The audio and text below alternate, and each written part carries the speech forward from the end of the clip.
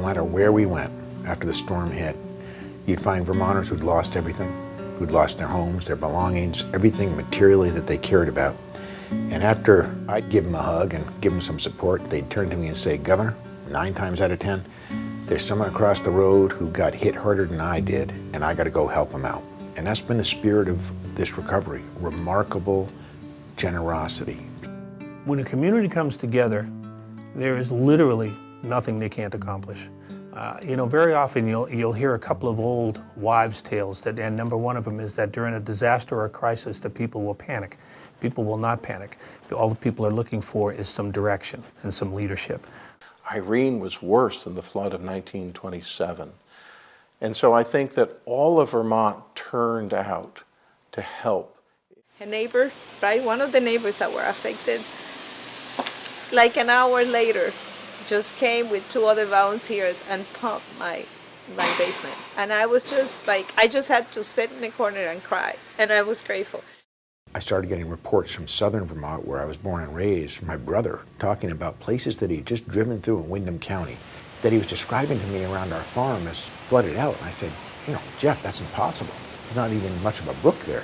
He said, "I'm just telling you, I couldn't get through there in my 3/4 ton 4-wheel drive truck." By midnight, we were evacuating our state hospital. We'd evacuate our biggest state office complex in Waterbury. 225 communities, 45 of them severely. 1,400 homes were impacted, countless roads, bridges. We've lost many of our covered bridges here in Vermont. Oh my God. So the impact was really staggering. People lost their homes, their businesses, and in many cases, their entire communities and neighborhoods.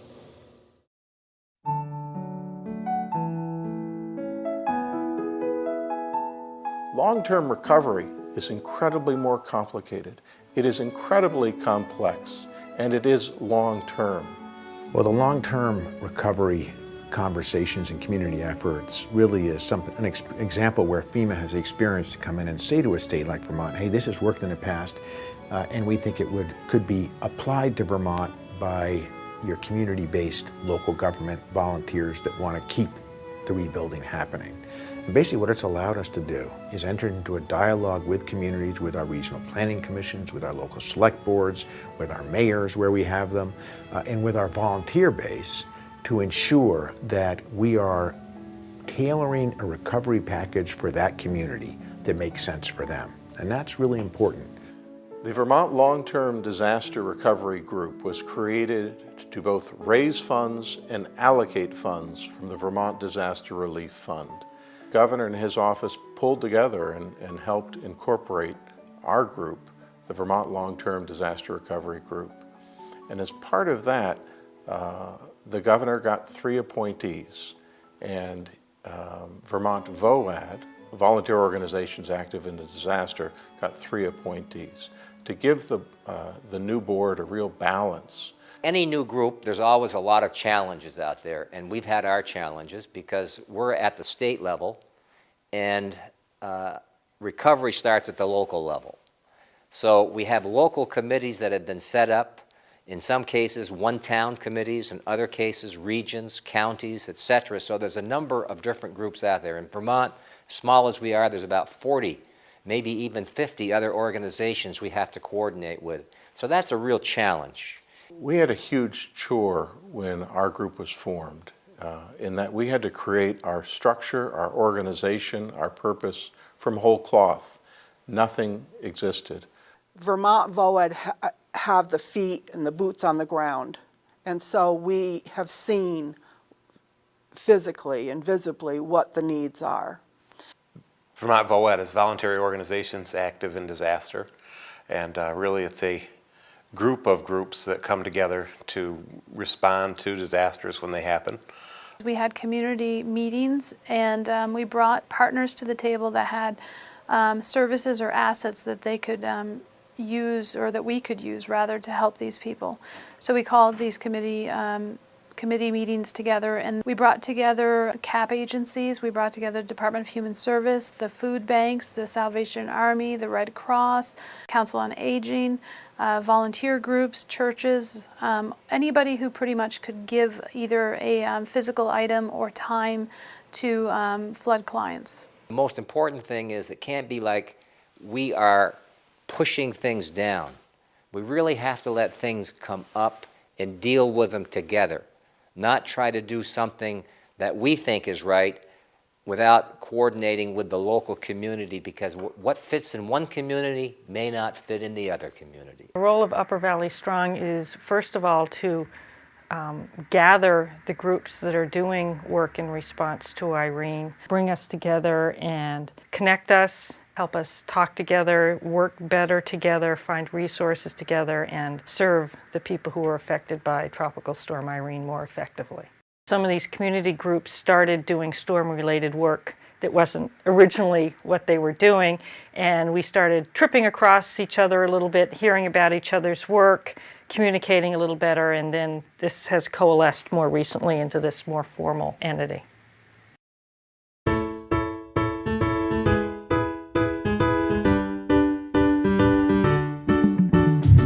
In order for us to implement a lot of the recovery plans, recovery projects and initiatives, we need funding, we need talent, and we need capacity.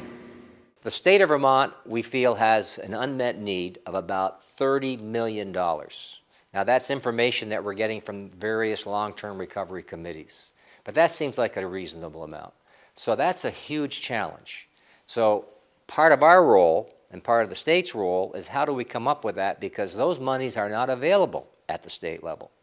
So we've embarked on a fundraising campaign that will hopefully, by the first anniversary of this disaster, Tropical Storm Irene, we will have raised that amount of money. Well, our goals in this recovery, there are a number of goals. One is to try to get as many resources focused on the floods in the right way as possible. Second is to make sure that when people make contributions that they're getting good and accurate information quickly, and that so high transparency about what's happening with those dollars. And the third is to work with our colleague organizations who are doing flood relief to make sure they're being transparent and they're being forthcoming in what they're doing. So it's, again, it's about information, transparency, and building resources for the state.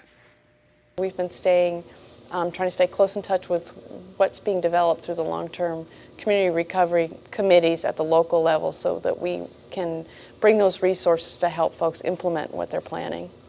And I hate to say it, but the money really helps.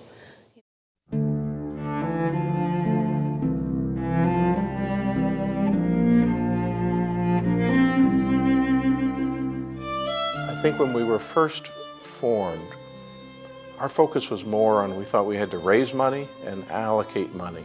We did not realize that a really big portion of our job going forward would be to coordinate the relief and the assessments, the case management, to create and coordinate a case manager system so flood survivors would be able to find a one-stop shop that could help them. A disaster case manager helps survivors to create a comprehensive recovery plan and then advocates with service providers to help resource that plan. This provides our survivors with a single face to help them navigate all the complicated issues of recovery. I think the governor felt, and rightfully so, that half of our battle as a long-term recovery group is communicating. The case management process begins with kind of figuring out how many cases we have out there, or just even trying to find the cases. Some of the cases come directly to us, and some of the times we go out to find the cases. And the first thing I like to do is have a one-on-one meeting to really get to know the case, the client, or the family, and determine what they may need, what they went through, what their needs are, not just with the immediate need, but do they have dreams and hopes, or the whole picture. And that's kind of how it begins for me. And then it's like a puzzle. Initially, you're thinking, it's me. And in all actuality, it's me and the person that lived next door and down the street and even 2 or 3 towns over. So while I'm dealing with just my immediate self and my family, it appears that the caseworker has her hands really full. And she's juggling not just me and my family, but like I said, my neighbor and the guy across the state, and also trying to manage the resources and getting those filtered into one spot. That way they're available for us.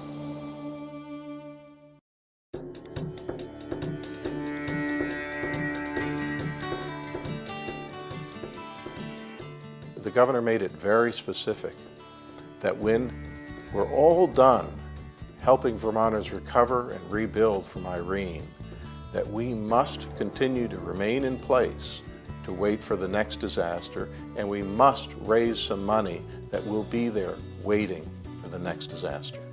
The flood basically threw me into fight mode because upon initial reaction, it seemed there was no one to help us. And so I found that I had a voice, and by voicing my concerns, the first concern being who's going to remove this home, we were able to get a lot of help. I think my greatest lesson that I've learned from this experience is always my greatest focus is meeting needs and not letting anybody slip through the cracks. And I think the more you cooperate and collaborate with as many resources as you can, that's less likely to happen.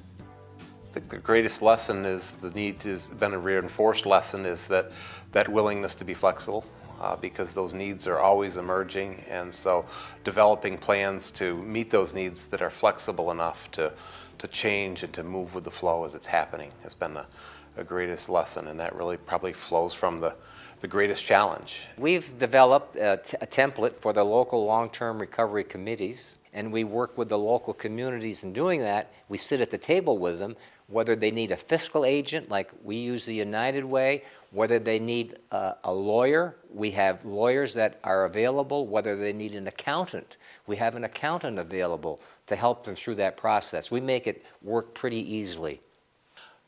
I think talking to other states as they have disasters and sharing the lessons that we've learned, one of the most important things that they can remember is that they don't have to try to do it alone, that people can work together and overcome the challenges, and to not be afraid to reach out and to ask for help and ask for advice and just say, hey, what worked for you and how, and listen to what worked for others and then adapt it to what works for your own area. I guess the most practical advice that I can give to another survivor of a flood or a disaster is to remain calm. Believe in yourself, keep your focus, and seek out the help that you need, because pride isn't going to take care of you. One of the lessons from recovery work here is that it is incredibly important that survivors, whether it's a flood, a hurricane, tornado, whatever the disaster, that you keep your efforts, the recovery efforts, as simple as possible. And always think about what a survivor would think if you told them this. It's just really important. Keep it simple and never lose sight of the perspective of the survivor, because it's really important that you see things through their eyes. Don't set a boundary for yourself. Reach out there and grab it. And don't take no for an answer. Know that you're worth it and reach for it. And patience. It takes patience from all angles. It's a very difficult time to remember that, but the case manager needs to have patience with both the client and themselves in the process. And the client needs to have patience knowing that we are there for them and we are working, even though it may not always seem like we're doing it fast enough. And the survivors should have patience with themselves as well. Yes. Everybody needs lots and lots of patience.